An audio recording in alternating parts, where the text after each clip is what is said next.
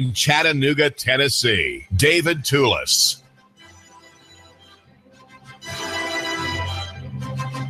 At least a ton of coal fly ash has been deposited in the skies over Chattanooga this morning. I say at least a ton because the jet activity, which was in earnest this morning on the eastern side of the city, probably had many more than that. Coal fly ash is a waste product produced by the coal industry. Leading activists in that field here are the Tennessee Valley Authority. And, of course, all around the South, you have Southern Company, other utilities that burn coal of various grades and have sifted out from their wet scrubbers the ash. There's heavy, dumpy, greasy ash. And then there's the light stuff that is the most attractive for those people involved in aerosol geoengineering or solar radiation management, as it's called. The literature for this work is very wonderful and amazing, speaking even in the academic field of this program as something in the future, something that we need to courageously consider and selflessly put forth as an option, since the planet is warming, as they say, and we have to, since we can't cut back enough on the use of cars and plastics and having factories to produce goods and material for humankind and for the market, we're going to have to counteract it by dimming the sun by other means, right? Taking drastic steps, as they say. David Keith is one of the leading proponents. There's another American, Ken Caldeira, both noted for their whimsical literary pursuits, suggesting this is a future prospect, pretending it doesn't already exist and hasn't existed since at least the Kennedy era. And this is David Tulis, the only reporter in Chattanooga, the only journalist, I think, in Tennessee that gives any credence to what some would say are just apprehensions of environmentalists about this program. Now, most environmentalists ignore it entirely because their ideology would be threatened to admit what their eyes should strongly suggest is true. What is true, as your eyes might suggest to you this morning, is that people are deliberately pouring a powder into the sky. This is not simply water condensation that occurs in high altitudes when a very hot jet engine goes through damp air and turns the water suspended invisibly into condensation. So we're told by the EPA on its virtually unchanged fact sheet over the past 14 years that this is water condensation. It can make clouds, but it's not anything by policy. There's no substance. There's nothing. There's no particle. There's no grit laid down by these jets. It's just the jet engines going through a bit of damp air and creating these clouds, these proto clouds in many cases. And that's what we have this morning over Chattanooga. You know that we have deposits of some kind of material in the evening time and even in the morning when the clouds turn bright pink. Pink clouds occur even in a sky full of black clouds, as it did the other night. Pink clouds occur when there's dirt in the air, dirt and dust, whether brought aloft by winds from a desert or a volcano in the Philippines, makes clouds that takes a very pinkish hue. And we have dirt being deposited by these jets over Chattanooga. It's called aerosol geoengineering or stratospheric aerosol geoengineering, though some of the jets are not in the stratosphere, which is the very high atmosphere, 5 or 6 miles up. It is often in the troposphere, which is much lower, where the weather takes place, or it's just above the weather. And this is David Tulis, and that's my story, and I'm sticking with it, defending local economy here and the free markets. A remarkable demonstration today. We've had days where the visitations are visually more stunning than today, but I would say, as far as someone who makes note of these treatments, I would give it probably a C+ or a B- as far as the quality of the prowess displayed. Right, some prowess is more and others less. Today, it's maybe a C+. It's pretty good. Some exceptional days, and only if you read Nooganomics.com and subscribe to it today. Only if you subscribe to our chief sponsor here on the David Tulis Show, that's Nooganomics.com, the website of The Man Who Matters, will you know that this is a genuine science story, a genuine environmental story, and the only journalist covering it is not Pam Sohn, the earth worshiper, the tree hugger at the Chattanooga Times Free Press left-hand page, an environmentalist and a writer of note. She's covered the environment for years as a reporter and has editorialized in favor of the EPA and in favor of having genuine environmentalists heading the EPA. Of course, she's opposed to Trump's ruination of that protective agency. She's not the leading environmentalist writer. As it turns out, I am, because I have covered this story for 3 years now at Nooganomics.com, and also here on Nooga Radio. We've had treatments 1, 2, 3, 4, 5. Today is the 5th day of treatments. It's the 15th of November today. And as I've recorded and reported at Nooganomics.com, the rate of treatments under Trump has dropped by half of what it was under Obama. Now that the numbers are a little staggered, but it's from about 12, 15 days, 12, 13, 14, 15 days a month to about 6 or 7 or 8. So it's about half of what it was before. And maybe the weather's changed, right? Maybe there's just less humidity in the air since Trump is in Washington, and with his bilious arguments and his loud rhetoric, he's drying the air over our great country. And so there's less water condensation in the sky, it having been evaporated by presidential decree, fiat, and hyperbole. Well, this is David Tulis, and I did want to get that in. And I'm thinking about unfinished business. In a way, the skystriping story is unfinished business, and I'm going to be posting, if God gives me grace, in the next day, my next piece on skystriping. It involves critics, environmentalist critics of this geoengineering program, the one that actually exists.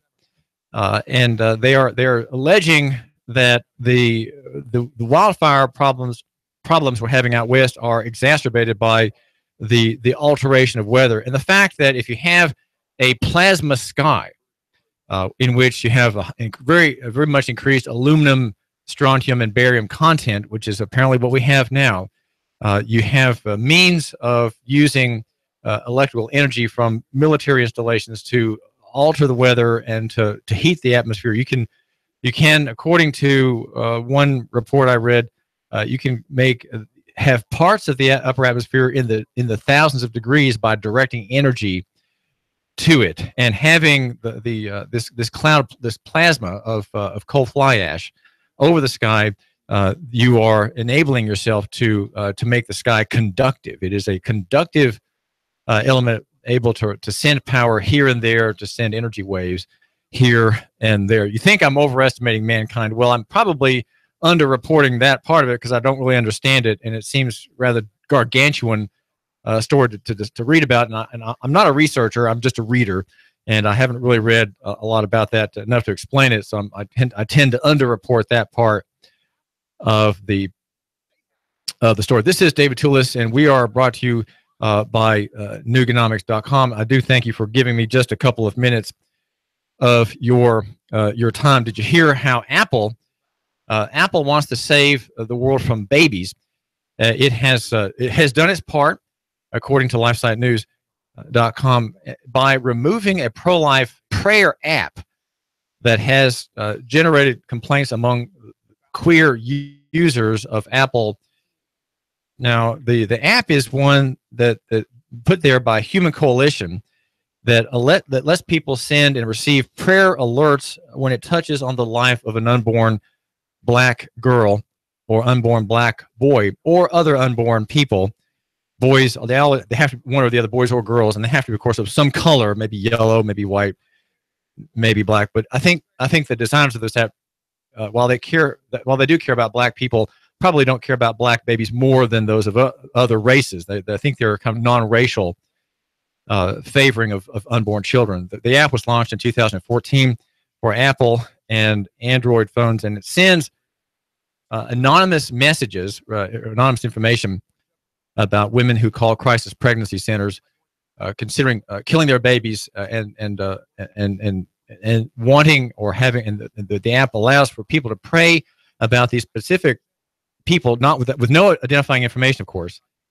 And it's called one of the top must-have pro-life apps according to American Life League. And it alerts, according to the story, prayer warriors with messages such as, pray for someone in Texas who just placed a call to inquire about abortion, or here's another one, who scheduled an appointment with a Colorado Pregnancy Resource Center. Of course, that's a euphemism for baby murder abattoir. Abattoirs, of course, is a slaughterhouse. The app suggests that Christians pray for women to keep pro-life appointments and to choose life for their baby. The Human Coalition calls anonymous information from its women's care centers in Atlanta, Pittsburgh, Dallas, Raleigh, North Carolina, and 30 others across the country, and encourages intercessors with real-time results, noting how many people are praying using the app and how many women the user has prayed for who have, in fact, chosen to give birth. Let's pray our way to ending abortion in America. But Apple has stopped that. Apple, of course, wants to be fair, and does not care about the unborn in that way, denying the power of prayer. We have some unfinished business, and I have things that are they're incomplete on numerous fronts, and I just wanted to let you know here, David Tulis, on the David Tulis Show. One is the Miranda story that I've been following, and so there's the Miranda story. The police departments are not giving Miranda warnings. This is David Tulis, caller, and you're live on the air with my listener. What's on your mind? The Miranda story is this, that the Chattanooga Police Department does not Mirandize people. And it does not Mirandize people despite the 1963 ruling that requires it, not really requiring legislatively and statutorily, but requires it as a matter of policy, which we have now, of course, policy/law being made by the courts. And the Arrest Procedures Manual, OPS 42, just by the way, on page 6, says that Miranda should be given, it says, whenever a person has been arrested, he should be given the Miranda warning. If the person arrested does not understand English, the warnings must be given in a language the person understands, and it should be given as follows. You have a right to remain silent. Point 1, point 2, anything you say can be used against you in court. You have a right to ask to talk to a lawyer for advice before we ask you any questions, and to have him with you during questioning. And if you cannot afford a lawyer, one will be appointed to you before any questioning if you wish. Now, what happens is, if Miranda's read at all, the warning is given, and immediately the officer says, "But what do you have in your car? And I'd like to search your car." So the Miranda warning is, if it's given at all, it could easily be obviated and made dismissive in the mind of the listener. You know, the ignorant subject, right? The subject is the person who's being aggressed by the policing action. And he will foolishly grant consent and foolishly start speaking. So that's the unfinished story.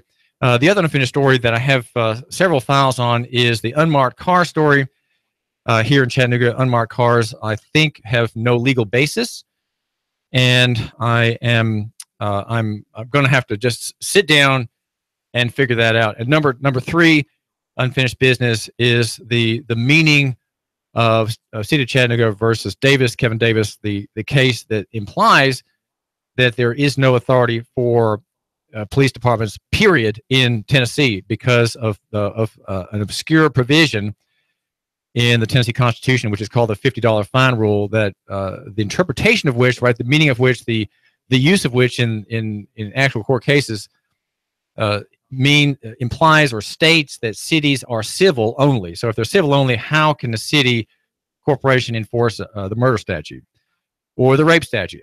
Meaning that if this analysis is true, it is being ignored by everybody.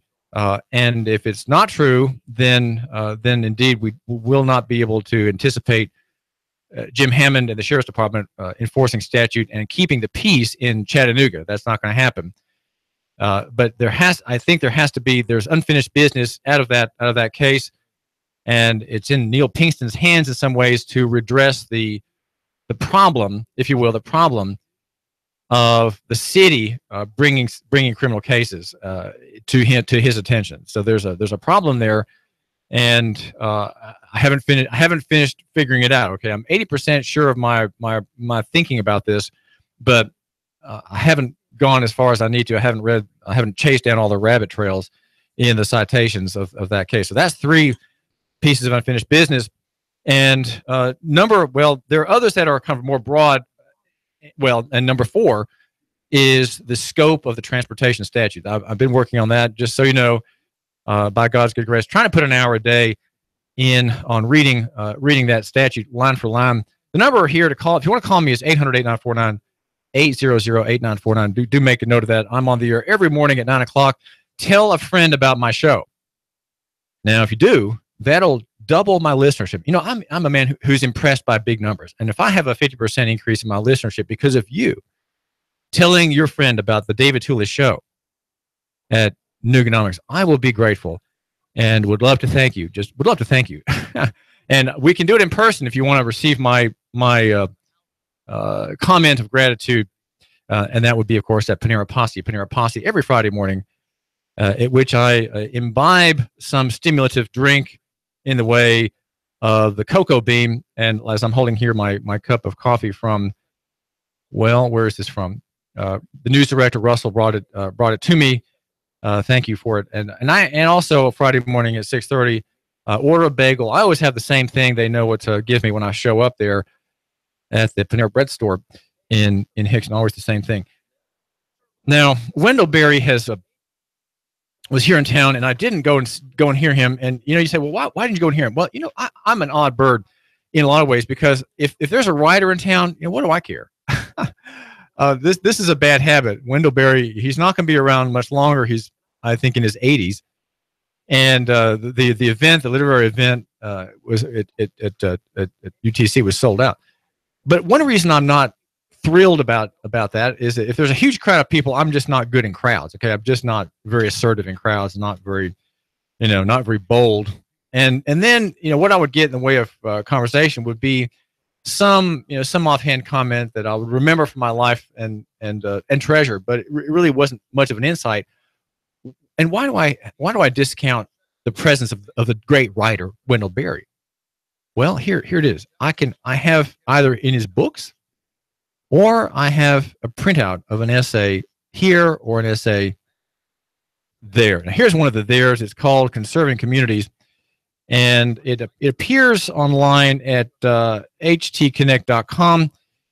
And I'm not sure what the site is, but I remember having read this essay it's probably about 25 years old now, but it's a discussion in this essay. He gives a discussion about authentic and genuine local economies. And the idea of local economy, and I'm not running out of time to tell you what he says, so maybe I'll have to rush through the important announcements I want to mention to you in just a minute, but if I can remember to do that. But one of my arguments for you is that I want you to be a lococentrist. I want you to be to value the fact that you're in Chattanooga, and to think that you're not here by mistake, to think possibly, even though you're not a practicing Christian, let's just say for a minute, that you're here providentially. You're here by God's grace, we would say, right? A Christian would say, you're not here by accident. You're here by God's providential decree. You have a duty here.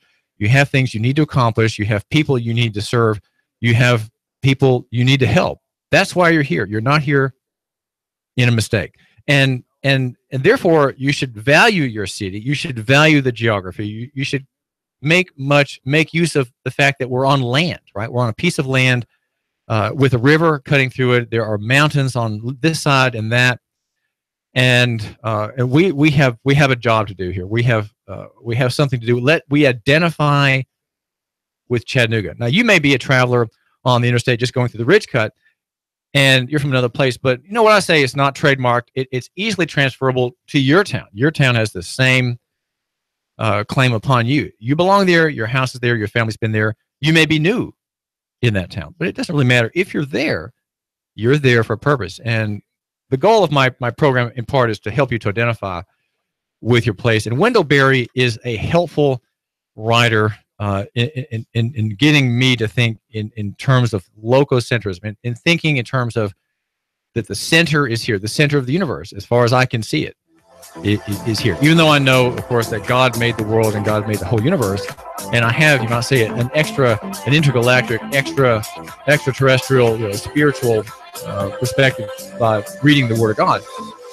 Still, though, because I'm human and I'm in the flesh and I'm in time, I want to be able to identify better with my place, not diminish it, not look down upon it, not be dismissive of it. Well, this is David Tulis, and I've got some really great things for you to hear about. Remember, support my sponsors, support my advertisers, and that way you keep me in business, and you will receive my thanks on Friday. Traffic, news, and information. Nooga Radio, Digital FM 95.3 HD.